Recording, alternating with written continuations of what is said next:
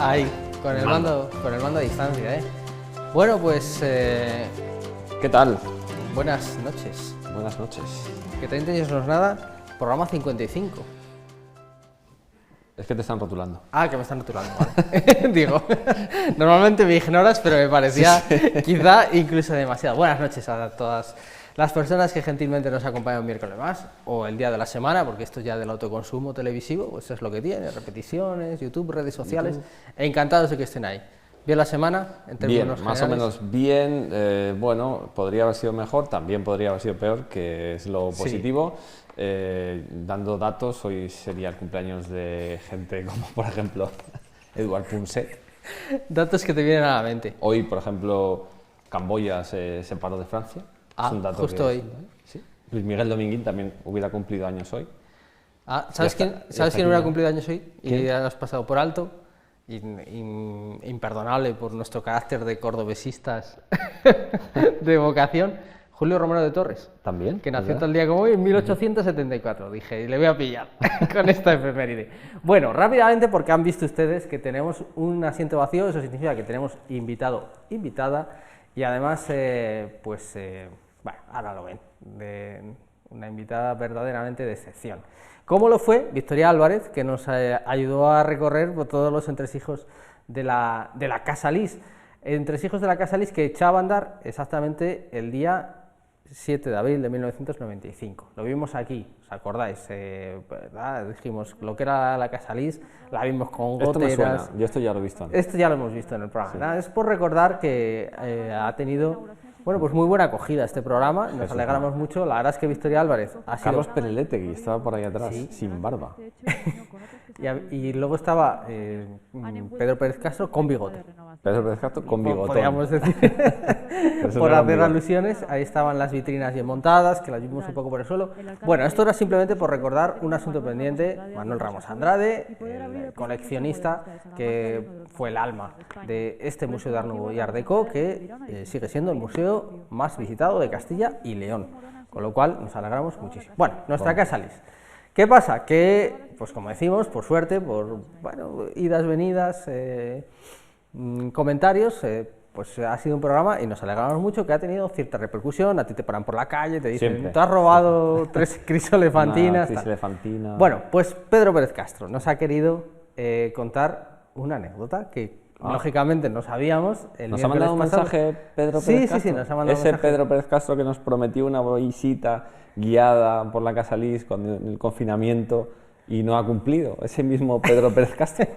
En De Balcón a Balcón. Pedro, apunta. Bueno, pues Pedro Pérez Castro, que estaba lógicamente el 7 de abril del 95 y que sigue siendo el director, ahora ya sin bigote, nos manda esta pequeña anécdota de un hecho que ocurrió en el año 97 y que lo comentábamos aquí. La visita del entonces príncipe Felipe, hoy rey de España. A ver, Pedro, cuéntanos. Antes de la visita del príncipe, la Casa Real suele hacer una especie de, por seguridad, un protocolo del recorrido que se va a hacer. No estaba previsto para nada que le enseñáramos las muñecas, pero yo me lo salté. Yo le dije a Alteza, si no le importa, vamos a ver las muñecas, de colección de muñecas, porque al señor Ramos Andrade le va a gustar mucho que la vea. Y entonces pasamos a ver las muñecas, y saltándonos ese protocolo que se había establecido inicialmente. Durante la visita al museo, le mostré al entonces príncipe una de las piezas más importantes del museo, que era la crisolefantina. Curiosamente pensé que no se iba a dar cuenta, pero al término de la visita, cuando le hicimos el obsequio del catálogo del museo, él se dirigió a mí y rápidamente me dijo: ah, es su favorita, ¿verdad? Me sorprendió sobre todo porque no pensé que había prestado atención durante la visita, ya que estaba haciendo toda una serie de recorridos por toda la ciudad. Bueno, pues claro, dices, yo le estoy aquí soltando la chapa a este señor tan alto y malo será que me haga caso, pero mira, el príncipe tenía capacidad de estar atento a muchas cosas. Ya vimos el privilegio, no sé si cuando te invitas a visita guiada, no sé yo. Si no hay público, seguramente podamos abrir alguna vitrina no creo. y ver lo que pesa. Yo no lo haría, pero bueno. Si vamos a visita guiada, si no lo hacemos con pasamontañas, Vale. Vale. Bueno, pues gracias Victoria Álvarez por aquel ratito tan magnífico en la Casa Lis y a todos sus lectores, que son muchos y nos lo han hecho saber, con las Eternas. Gracias a Pedro Pérez Castro y a toda la gente del museo.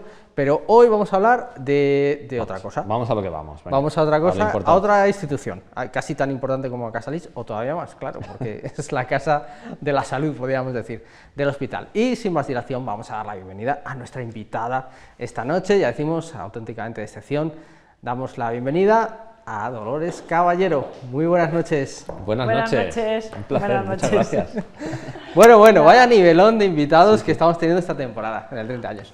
Bueno, pues Dolores Caballero, que la habrán visto ustedes en los medios de comunicación salmantino, que es noticia siempre, en positivo, ese servicio de hematología que es uno de nuestros orgullos y que estos días pues se estrena nueva vida. Dolores, la jubilación, claro. Que no sé si da vértigo o no da vértigo, después de haber estado ahí batallando en un servicio tan exigente, tan absorbente seguramente, y ahora de repente pues tener toda la vida para uno mismo. Sí, yo creo que sí que da vértigo, tantos años, desde febrero del 90 que llegué al hospital de Salamanca, que volví, porque había hecho la especialidad aquí y me había ido en el 84, y sí que da vértigo después de tantos años trabajando mañana y tarde y fines de semana, y de repente tener 24 horas al día para ti o para no se sabe qué, pero seguro que para otras cosas. Bueno, malo será que, ¿verdad?, que no encontremos algo que hacer. Nosotros, como no vamos a llegar, yo creo, no sé estoy casi convencido de ello. Bueno, en el año 90 regresaste al Hospital Clínico Universitario de Salamanca, pues que sería un hospital, venga, vamos a verlo.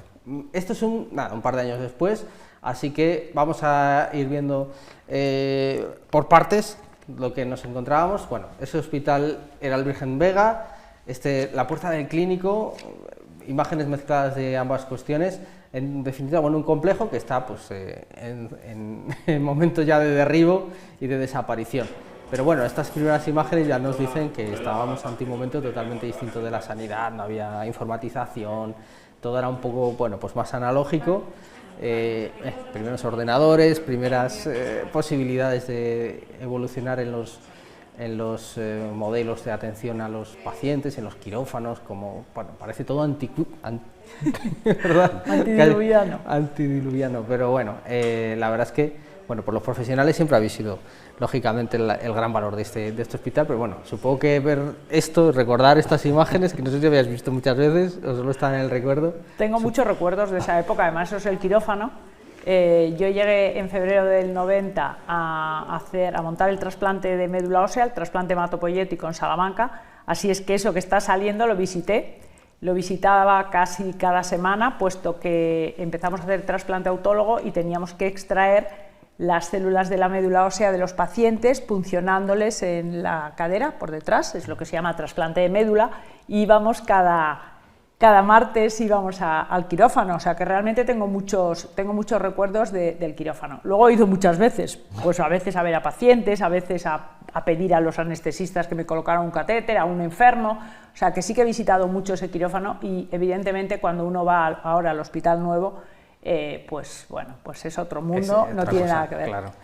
Por lo que sea, Víctor, en la época, año 92-93, de lo que son estas imágenes, gustó mucho grabar las camas. Tenemos un especial camas. Vamos a ver qué nos dice Dolores de las camas, vamos a ir viendo. Estas eran las camas. Bueno, primer cambio, claro, eso era el Insalud. Estábamos dependiendo directamente del Ministerio de Sanidad y Seguridad Social, que era su nombre exacto en aquel momento. Y bueno, ahora, claro, las últimas décadas, pues ya la transferencia de competencias a la Junta de Castilla y León, el SACIL, eso también ha sido un cambio, bueno, no sé cómo se ha vivido, pero evidentemente, bueno, pues una administración algo más cercana, quizás, no sé si más receptiva, pero más cercana. Bueno, no recuerdo muy bien el paso del SACIL de la Seguridad Social como a nivel nacional como al SACIL, eso no lo recuerdo. Desde luego, yo creo que los médicos tampoco nos hemos enterado de golpe de ese cambio al hospital. Desde luego lo que vemos ha sido el hospital hasta hace muy poco. Y si nos centramos en las camas afortunadamente cambiaron hace 2, 3, 5 años, ya hubo camas nuevas, muchísimo mejores para los pacientes, que son algunas las que han ido al hospital nuevo. Voy a contar una anécdota de camas que no tiene nada que ver con Salamanca, pero yo en el año 86-87 estuve en Inglaterra aprendiendo trasplante hematopoyético, y en un hospital londinense, en el University College Hospital, y allí los ingleses, como son tan conservadores, allí las camas, que eran muchísimo más antiguas que esas, en algunas camas ponía el nombre de la persona que había donado la cama. Ah, sí, eso era muy de ponerlo en los bancos también. Es decir, que en Inglaterra, en los 90, había unas camas mucho peores que las del Hospital Universitario de Salamanca. Bueno, así que bueno, yo creo que estábamos mejor. No está de más, siempre es verdad, nos comparamos en negativo, Sí, bueno, claro, pues tenemos no, esos pues complejos. no. Lo que sí convivió un poco el SACIL y el INSALUD fueron las sábanas. Las Eso sábanas, sí. Eso Sí. Las ese sábanas. cambio. Bueno, o a veces el enfermo te le encontrabas al pobre con unas sábanas, había sido trasladado de otra autonomía Sí, y venía también. pues con unas sábanas de Extremadura, y tú decías, bueno, no pasa nada, las vamos a conservar como si fueran nuestras, y se lavaban, iban a la lavandería y volvían, o sea que, bueno, eso está bien. Bueno, vamos al meollo de la actividad hospitalaria de Dolores Caballero. Pocos años después, entonces, de que regresa a Salamanca, empieza la reivindicación de que si hay un servicio de hematología que está ahí a la cabeza de España, pues tiene que tener una unidad de trasplante de médula a la altura de eso. Y eso, en ese momento, como decíamos, corresponde al Ministerio de Sanidad, que, ahora lo vamos a ver, es una persona que ahora está también muy de actualidad, no por el motivo de Dolores Caballero, sino de otro un poquito más complicado. Y tenemos al señor Griñán, que era el ministro de Sanidad en el momento, y esto porque la ciudad estaba recogiendo, recordará, dinero por su cuenta, donaciones, un montón de cosas, que ahora vamos a ver alguna, para que 25 millones de pesetas, parece ser que era lo que costaba esa unidad de trasplante. Sí, a ver, el problema es que había, el trasplante hematopoyético en aquel momento era un procedimiento novedoso. ¿Y qué pasa? Que Salamanca ha estado siempre un poco acoquinada por Madrid. En Madrid, o sea que más que el Ministerio de Sanidad, que también, que no nos dejaba trasplantar, verdaderamente los hematólogos de los hospitales madrileños donde se hacían trasplantes no tenían ninguna gana de que Salamanca empezara a competir con ellos, porque todos los enfermos iban a Madrid. Yo creo que eso es loable, porque que en un sistema público donde te paguen lo mismo, trabajes mucho, trabajes poco, que eso no es bueno, pero bueno, que quiero decir que la gente quisiera hacer todos los trasplantes y Madrid no nos dejara, el hecho es que no nos dejaban. El Ministerio no nos daba permiso, por supuesto no nos daban fondos, y gracias a ASCOL, a una asociación de pacientes que se creó, no sé si vas a hablar de ello, sí, claro, pues claro, conseguimos ese dinero y con el, bueno, y empezamos, y tuvimos nuestra unidad de trasplante. Y ahí está Mamen. Ahí está, Carmen Morón. Y el alcalde Málaga, ¿no? Y Jesús Que Málaga. cumple 30 años ASCOL también. ¿Ha cumplido? Sí, ha cumplido... 30 años. Sí. Sí. Este 2022. Y bueno, yo creo que esas imágenes son muy bonitas porque ahí estaba Mamen, que José, su marido, Mamen falleció de una neoplasia, su madre había fallecido de una leucemia y ella luchó muchísimo por la unidad de Salamanca. Esas son las oficinas de ASCOL, al lado del río, bueno, o sea, que lo que consiguió esta mujer y la gente en aquel momento, la asociación, fue impresionante. Y a coste un poco de su propio trabajo, ¿no? Porque tú yo he visto en la hemeroteca dos cosas que ahora nos confirmas, porque a veces esto se mueve un poco en la leyenda y la afición, la gala que presentó nuestra compañera Ana Hernández, que ha salido. Eran las primeras imágenes. Luego ahora que María, cuando acabe este concierto, que recaudó una buena cantidad de dinero para esa unidad, que nos la busque, porque también merece la pena ver a Ana Hernández, que se conserva fenomenalmente bien, pero bueno, que es una imagen curiosa. Decía, Valladolid quería la unidad de trasplante también, Eso fue después. o peleaba. Eso fue después. Y, También anda mucha guerra, ¿eh? También una guerra, el Hospital Clínico de Valladolid, el Río Ortega. Bueno, ahí tenemos a Ana Hernández, sí, jovencísima. Sí. Bueno, pues ella también generosamente colaboró con aquella buena causa. Y decía, otra cuestión que se dice es que Carmen Morón, bueno, fue destituida de su cargo en el INSALUD precisamente por dar guerra con ASCOL. O bueno, eso se insinuó. No tengo yo ese, no lo sé, no tengo muy buena memoria, pero no tengo ese recuerdo. Desde luego Mamen dedicó muchísimo tiempo y José, que su marido, que que era informático, era uno de los primeros informáticos del hospital, que ya está jubilado, y trabajaron muchísimo junto con los otros miembros que crearon la asociación. Y bueno, y luego tenemos que acordarnos lógicamente del profesor López Borrasca, que era nuestro jefe en aquel momento, y bueno, y de mucha gente. Sí, eso fueron momentos muy, muy bonitos para nuestra vida profesional, para el servicio y para los enfermos. Don Antonio. Bueno, aquí está don Antonio López Borrasca. Ha venido mucha gente interesante a Salamanca desde otros lugares, ¿no? En este caso tenemos un cacereño salmantinísimo que acabó... de Zorita. Y bueno, él, pues digamos que en la hematología pues era la absoluta referencia nacional. ¿Y cómo acabó este hombre aquí implantándose en Salamanca? Porque es de estas cosas que dices, tuvo que, seguramente muchos factores, pero... Bueno, él era extremeño de Zorita, además ejercía de extremeño, y vino a Salamanca desde Pamplona y estaba casado con una salmantina. Claro, ahí está. Yo no sé las razones, pero lo que sí que está claro es que él desde Pamplona, desde la clínica universitaria, vino a Salamanca para crear el servicio de hematología. Fue el primer catedrático de hematología. Aquí había otros hematólogos que yo creo que merece la pena recordarlos. Estaba el profesor don Agustín Ríos. Y por aquí claro, eso es posterior. Y bueno, yo creo que la labor de don Antonio fue impresionante. La doctora Chelo Verges, Alberto Orfao, bueno, cuando se creó el servicio de citometría del hospital, que fue el primero de España clarísimamente. O sea que fueron momentos en los que se empezó el desarrollo del servicio de hematología, que hoy, afortunadamente para los salmantinos, para nuestros enfermos, pues está dentro de los mejores de España. El otro día... Para los salmantinos y para muchos que vienen de muy lejos. Sí, totalmente. Aquí tenemos parte de... Sí, don Agustín Ríos, la doctora Mercedes Corral, jefe del Banco de Sangre, y el doctor San Miguel, nuestro gran jefe de servicio. Bueno, un poco en nombre de todos, luego hablamos también de algún otro reconocimiento personal, un poco en nombre de todos, Antonio López Borrasca, por todo ese trabajo que nos decías, en el año 2006 recibió la Medalla de Oro de Salamanca, pero él mismo, la gente inteligente suele serlo, muy humilde, decía, esto no es solo por mí, sino es por toda la gente que he tenido detrás, como cuando hemos visto algún premio, por ejemplo, de Castilla y León al doctor San Miguel, siempre el equipo, Dolores Caballero siempre aparece citada como no podía ser de otra manera. Y aparte de eso, de lo emotivo, de lo humilde, de lo sencillo, que era Antonio López Borrasca, que da su nombre, ¿no?, a la unidad de trasplante, que eso también es un recuerdo ahí indeleble. Bueno, pues en el agradecimiento vamos a ver esas imágenes de la entrega de la medalla en el año 2006, ya en la parte, bueno, pues ya lo vemos bastante más mayor, por cierto, acompañado de los dominicos, porque se coincidía con el 800 aniversario, el 800 aniversario de la llegada de los dominicos a Salamanca.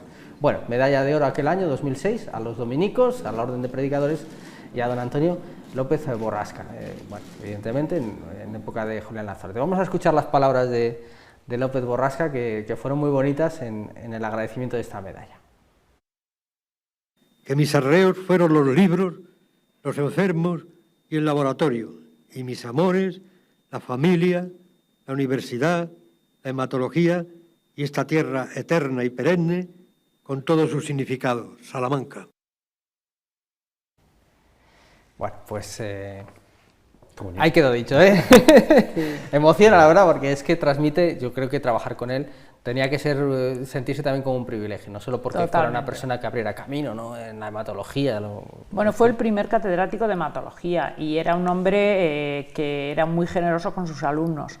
O sea, siempre cuando te veía decía, Lola, ¿usted qué se trae entre manos? Yo, don Antonio, que yo veo enfermos todo el día. No, pero usted seguro que tendrá alguna idea por ahí. O sea, siempre, y claro, tener un jefe de servicio que te anima a investigar, a hacer cosas y que es generoso con que cada uno tenga los méritos que se gana, en vez de que sea el jefe de servicio el que tiene que conservar todos los méritos de los equipos, eso no es muy frecuente.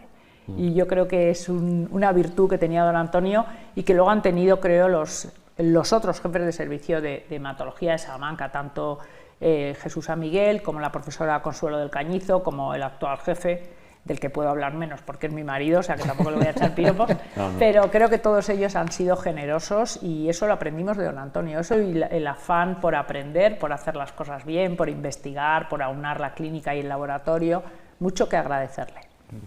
Bueno, estamos viendo algunos de los pilares básicos de ese trabajo, esas cosas que parecen tan antiguas y aparatejos casi del siglo XIX, pero que eran en su día pioneros, el trabajo con Ascol, fundamental, Sí. y también la colaboración con los donantes, ¿verdad? Porque Totalmente. una de las cosas que hemos escuchado siempre a lo largo de estos años a la doctora Caballero, bueno, agradecer a las personas que donan sangre, a las personas que donan plasma, a los donantes de médula, obviamente. Eso también ha cambiado mucho, claro, de las extracciones que vemos ahora a estos primeros, bueno, no primeros, ¿no? Ya más antiguos, pero bueno, que también lo vemos con esa pátina de los años. Eso ha cambiado mucho también. Bueno, Fíjate desde esa, luego... esa unidad móvil, que Sí, poco tiene que ver esto con... sigue siendo fundamental. La donación de sangre, los enfermos en quirófano necesitan sangre, nuestros pacientes, sobre todo los enfermos hematológicos, necesitan glóbulos rojos, plaquetas, plasma y, por supuesto, los donantes de médula.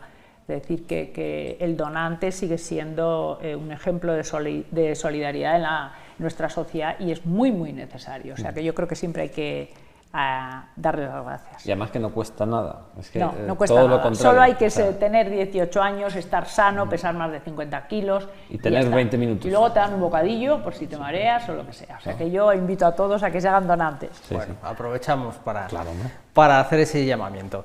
Y como yo sé que Dolores Caballero apenas ve la tele, No, hasta no, ahora por lo hasta menos, ahora, hasta ahora. seguro que estas imágenes no las ha visto. Vamos a ver si se reconoce a esta persona.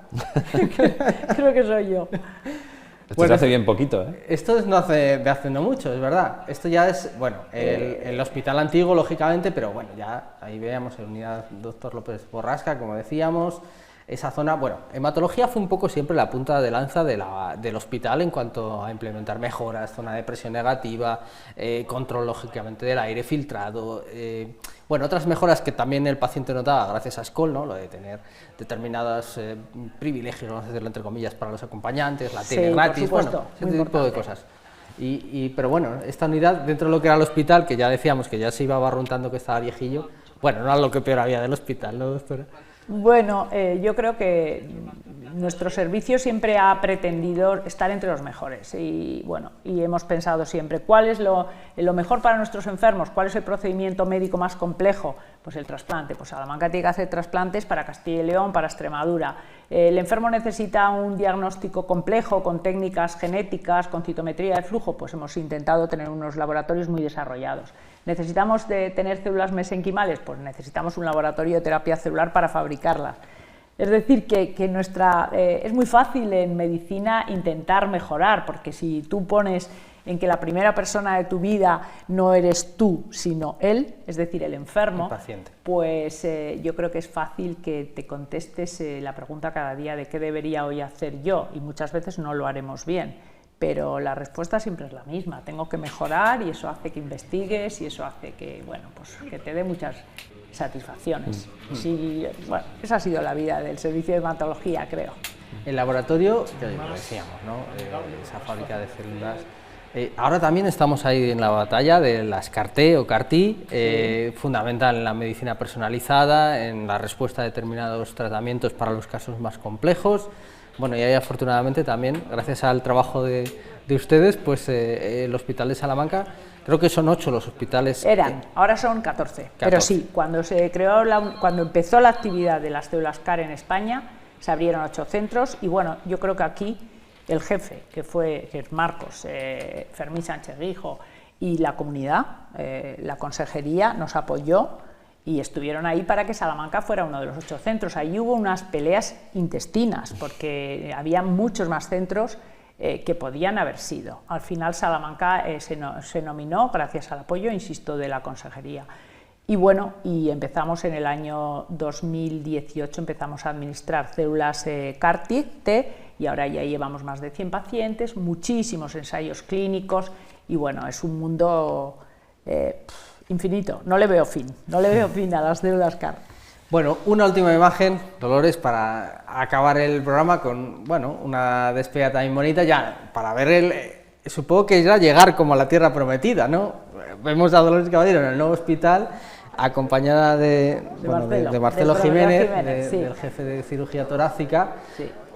Muy buen servicio. Los dos mejores médicos de España en sus distintas especialidades, claro, según Forbes. sí, Ahí sí. es nada en esa Bueno, imagen, ¿no? Bueno, eso era el Forbes. Eso es una cosa que yo creo es importante, que nos distingan, pero bueno, que es que también estamos ante el jefe de uno de los mejores servicios del hospital, y ojalá todos los servicios fueran igual de buenos. O sea, yo creo que a eso tenemos que aspirar. Hay muchos buenos médicos en Salamanca y muchas buenas enfermeras y personal en general. Tenemos que pelear por ser los mejores en todo. Bueno, Víctor, pues qué qué bien, qué orgullo, y Sí. bueno, pues aprovechamos siempre las imágenes que disponemos, también privilegiadamente nosotros en nuestro archivo, pues para aplaudir muy fuerte en ocasiones trayectorias como la de Dolores Caballero, que la nueva vida que empiece, pues que sea tan fructífera y tan satisfactoria como la que Una viene atrás. incógnita. Bueno, hombre, mejor. Muchas gracias. Gracias. Muchísimas gracias a los dos por haber por compartido la este invitación. momentito. He pasado muy buen rato. Muchas Placer. gracias. Nos despedimos con un mensaje: que donen sangre, que donen plasma, que no cuesta nada, Sí, que son sí, 15 sí. minutos, de verdad que reconforta mucho. Fundamental, donar. Eso. Exacto, bueno, pues ya lo hemos dicho, porque para alimentar todo esto tan bueno que esta gente ha construido, también se necesita esa pequeña aportación en forma de donación de sangre, y apoyar siempre a nuestros investigadores, a nuestros científicos y a nuestros médicos. Nos vamos, hasta aquí, que 30 años no es nada. Este miércoles volveremos el que viene, seguramente con también muchas imágenes que llamarán la atención. Gracias por su compañía, buenas noches.